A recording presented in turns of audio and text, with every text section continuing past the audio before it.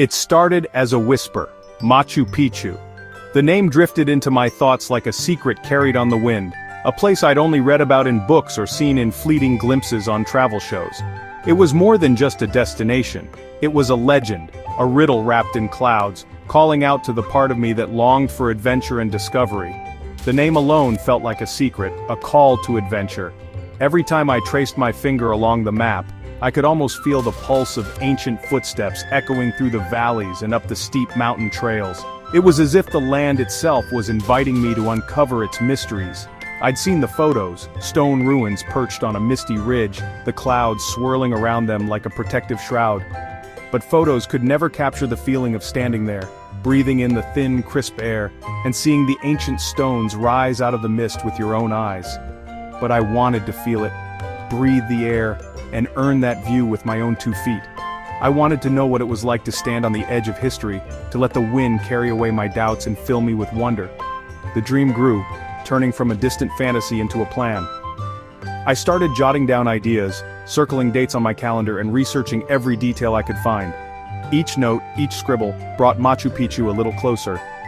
I mapped the Inca Trail, learned a few words of Spanish and Quechua, and packed my bag with nervous excitement. Every item I placed inside, my boots, my journal, a weathered phrase book, felt like a promise to myself that I would see this dream through. Friends shared my wonder, Machu Picchu. Their eyes lit up as we pored over photos and stories, imagining ourselves walking those ancient paths. Their encouragement made the dream feel even more real, as if we were all setting out together. It felt like I was carrying not just my dream but theirs too. I tucked small tokens from friends into my pack. A lucky charm, a photo, a note of encouragement, reminders that I wasn't alone on this journey. The anticipation was electric, a hum that pushed me forward. Every step I took in preparation, every early morning run or late night planning session, built up the excitement until it felt like I was already halfway there. Finally I set off, heart pounding, ready for the unknown. The world felt wide open, the path ahead both daunting and exhilarating. I knew I was about to step into a story much bigger than myself. On the flight to Peru, I gazed at the clouds and thought of the ancient people who built a city among them. I wondered what it must have felt like to carve a home out of the mountains, to live in harmony with the sky and stone. What vision did they have? What dreams inspired them to build something so breathtaking, so enduring, that it would capture the imagination of the world centuries later? What mysteries would I find? Would I sense the presence of those who came before, or discover something new about myself along the way? I was ready to walk, to listen, and to let the mountains tell their story. The journey had begun, and with every step I felt the dream weaving itself into reality, high above the world, in the heart of the misty Andes. Cusco, where history breathes through cobblestone streets and every corner tells a story of ancient civilizations and colonial dreams.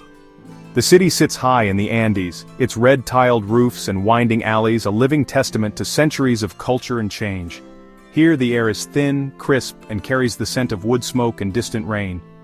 The thin mountain air demands you slow down, urging you to move with intention, to let your senses adjust to the altitude and the rhythm of life in the highlands.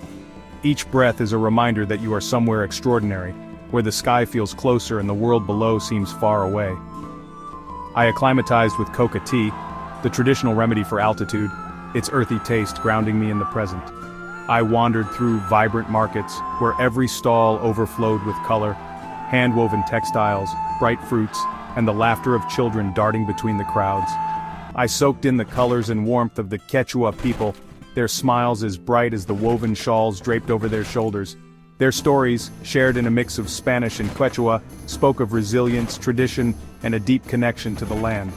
The hike began at Piscacucho, a small outpost where anticipation buzzed in the air. We crossed the Urubamba River, a group of strangers united by a single goal, our footsteps echoing on the wooden planks as the river rushed beneath us, carrying stories from the mountains to the jungle. With each step, the noise of the world faded, replaced by the rush of water and the whisper of wind through tall grass. The trail wound along the riverbank, the sound of our boots mingling with the music of nature. The sacred valley unfolded before us, giant green mountains rising like ancient guardians, their peaks shrouded in mist and mystery. The landscape was alive, shifting with the light and the movement of clouds overhead. We passed fields of quinoa and corn, their rows neat and proud, tended by hands that have worked this land for generations. Hummingbirds darted among wildflowers, flashes of iridescent color in the cool mountain air reminding us of the valley's quiet magic. The scale of it all made me feel wonderfully small, a single thread in the vast tapestry of the Andes. The mountains humbled us, their silence both comforting and awe-inspiring. Our guide pointed out ancient ruins hidden among the rocks, and rare Andean flowers blooming defiantly beside the path. Each stone and petal held a story, a secret waiting to be discovered. He shared stories of the Inca who once walked these stones, their footsteps echoing through time. We listened, captivated, as the past came alive in the golden afternoon light. The scent of eucalyptus and earth filled the air, grounding us in the present moment. Every inhale was a reminder of the journey's beginning, of the adventure that lay ahead. As the sun set over our first campsite, the valley glowed gold. The mountains bathed in a warm, ethereal light. Tents dotted the hillside, promising rest and dreams beneath a sky ablaze with stars. Day one ended in awe, a perfect promise of what lay ahead. We sat in silence, watching the last light fade, grateful for the chance to witness such beauty. The adventure was real, and the wonders had only just begun. With every sunrise, the sacred valley revealed new secrets, inviting us to explore deeper and dream bigger. I felt the past beneath my feet, the ancient stones guiding my way, and the future calling me forward with every step into the unknown. The sacred valley had welcomed me, its embrace both humbling and exhilarating. A journey just beginning, with endless stories waiting to unfold. The trail is a living museum, a winding path carved through the heart of the Andes, where every stone underfoot tells a story older than memory. As we set out in the cool morning air, the silence was broken only by the crunch of boots and the distant call of birds, as if the mountains themselves were whispering secrets from centuries past. Haunted by the Inca's legacy, the ruins emerged from the mist like ghosts, their outlines softened by the dawn. Each crumbling wall and weathered terrace seemed to pulse with the energy of those who once walked here, guardians of a civilization that shaped the land with reverence and ingenuity. At Lactapata, our first major ruins, I marveled at stones fitted so perfectly they seemed alive. The precision of the joinery, achieved without mortar, was a testament to the Inca's mastery. Each block carefully chosen, shaped, and placed by hand, as if the builders were in conversation with the mountain itself. The Inca built with the land, aligning walls and windows to sacred peaks and the sun. Their architecture was not just functional but spiritual, each structure positioned to honor the mountains, the solstice, and the cycles of nature. Standing in these spaces, I felt the intentionality, the deep respect for the earth and sky. Each site, watchtower or ceremonial center, felt like a message from the past, a silent communication across time. The stones seemed to hold memories, inviting us to listen, to imagine the rituals and gatherings that once filled these spaces with life and meaning. Our guide shared the Inca worldview, mountains as gods, the sun and earth as sacred, the trail itself a spiritual journey. He spoke of Pachamama, the Earth Mother, and Inti, the sun god, and how every step we took was a form of reverence, a way to connect with the divine woven into the landscape. We learned of the three worlds, the condor, puma, and snake, symbols of gods, humans, and ancestors. These animals, carved into stone and woven into stories, represented the Inca understanding of existence. The heavens above, the world of the living, and the underworld, all interconnected and ever-present. The Quechua porters, descendants of the Inca, moved with quiet strength, their language and laughter a living link to history. Their footsteps echoed those of their ancestors, and their deep knowledge of the land guided us safely along the trail. Watching them, I felt humbled by their resilience and grace. Evenings at camp, their presence reminded us, this culture endures. Around the fire, stories were shared in Quechua and Spanish, blending old and new. The warmth of their hospitality made the cold mountain nights feel less daunting, and I realized that the spirit of the Inca lives on in these moments of connection. The stones, the stories, the people, all part of a living tradition. Every encounter, every shared meal, every lesson from the land wove us deeper into the fabric of this place, reminding us that history is not just something to observe, but something to participate in. Walking here, I felt the past and present woven together, each step a thread connecting me to those who came before.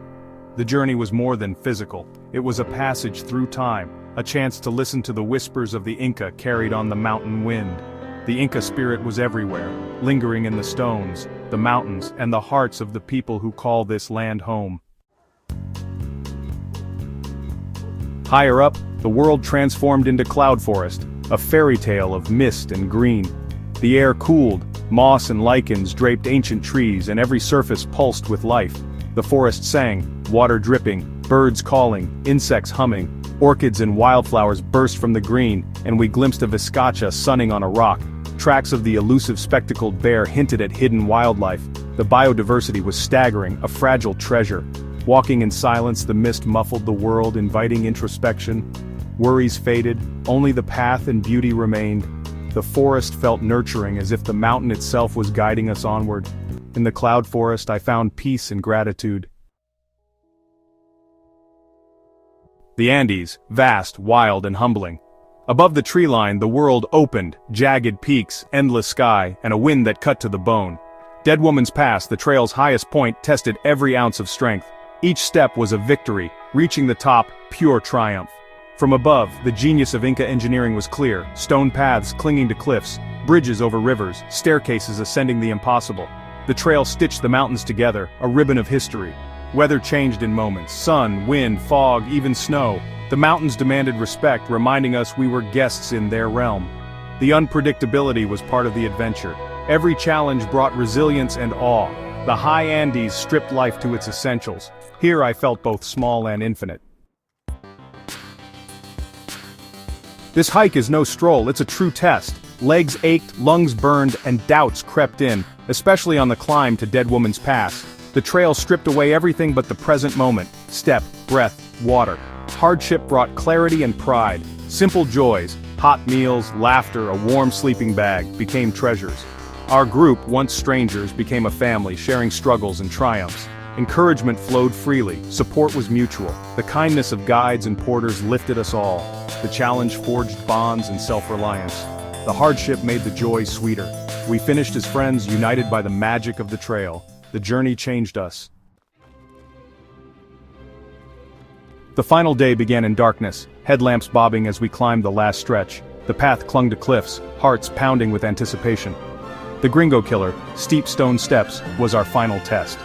At the sun gate, we waited as dawn crept over the mountains. The first rays of sun spilled gold across the valley.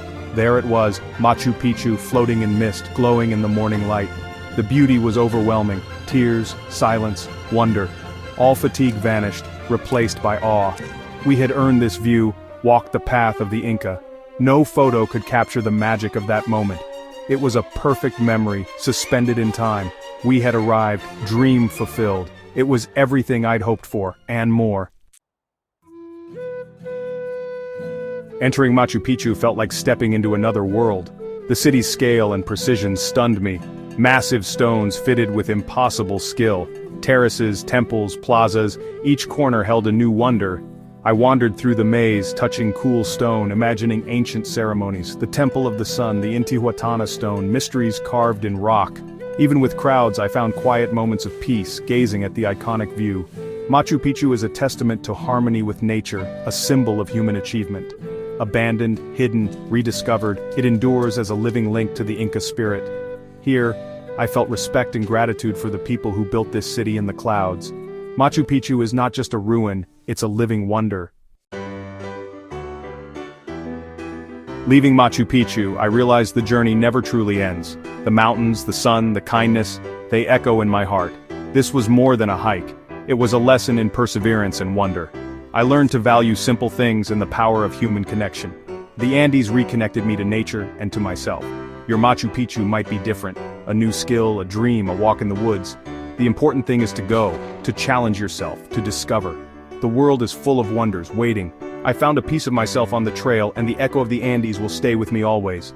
What's your dream? Go and find it.